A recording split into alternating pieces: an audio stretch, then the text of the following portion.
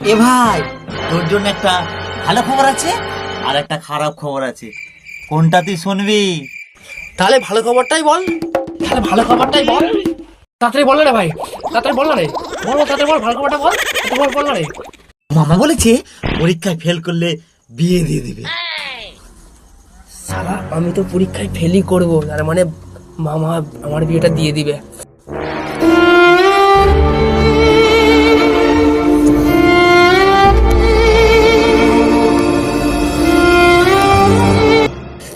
তাহলে খারাপ খবরটা বল।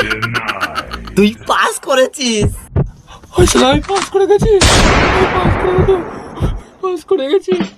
আমি তো ফেল করে গেছি, তার মানে বিয়েটা আমারই হলো, তোর হবে না। কি মজা হচ্ছে।